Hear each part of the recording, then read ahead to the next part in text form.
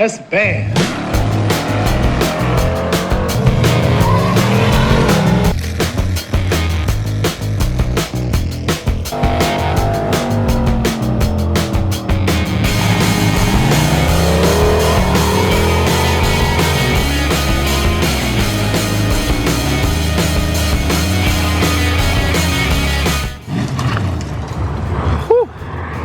Alright, today we're back to work on James Brown here, the Turbo LS RX7. And I've been really anxious to get this thing back together, so I've been kind of trying to knock stuff out here and there. And today we're going to be working on the charge pipe and the aluminum exhaust. Now, what I would like to do is, you can see that this has already been cut out because this is where the turbo used to be. What I'd like to do is run the exhaust over, down, and then out the, I guess technically it's still fender, but it's easier just to call it a bumper exit. So for whatever reason, when it comes to cutting this car up, I'm a bit of a coward. So it'll kill me to cut another hole in the bumper there. I don't even want to cut a hole in the hood for the intake. I'm trying to man up, you know? Don't let anybody ruin your day. Ruin it yourself. Be a man. So I'm going to do this and try to use only the materials that I have. Start with the intake charge pipe. And doing just minimal cuts. That way I've got a bunch of bigger pieces left over to do the exhaust. And this is what I've got to work with. This is all 4-inch aluminum from Motion because they've got some of the better raw materials. And it wasn't that much more than the Amazon China stuff, which is why I was like, screw it.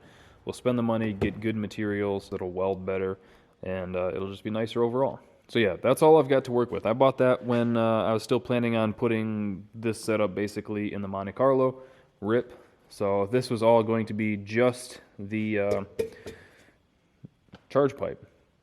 I was going to do a stainless 4-inch dump pipe, which is what's in that box there that you can't see.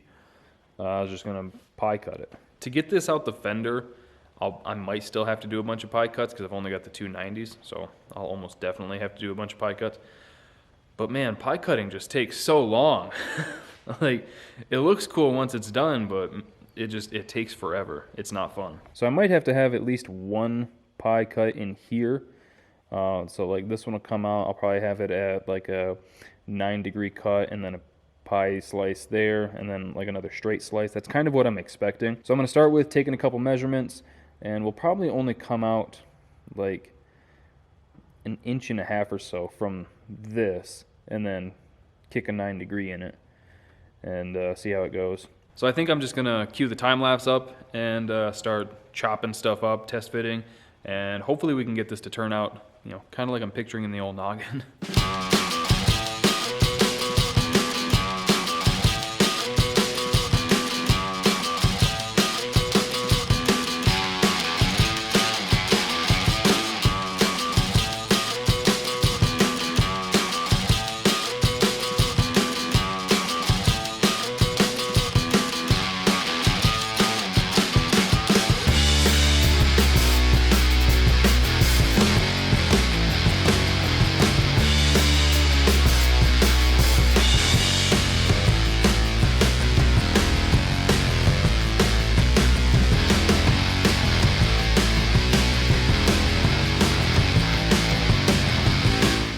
Alright, got the charge pipe done.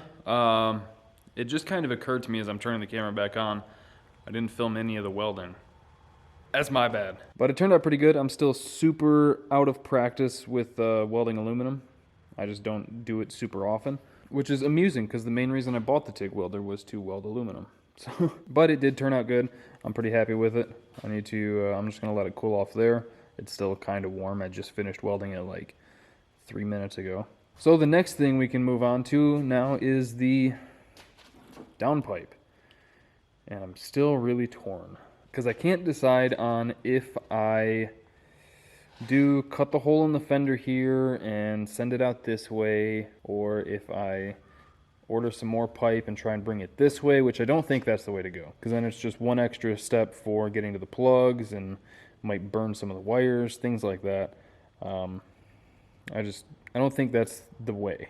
So I think it's either going to be hood exit or bumper exit. Part of me kind of wants to just do a hood exit for now because I can whip that together real quick. So a quick little funny update.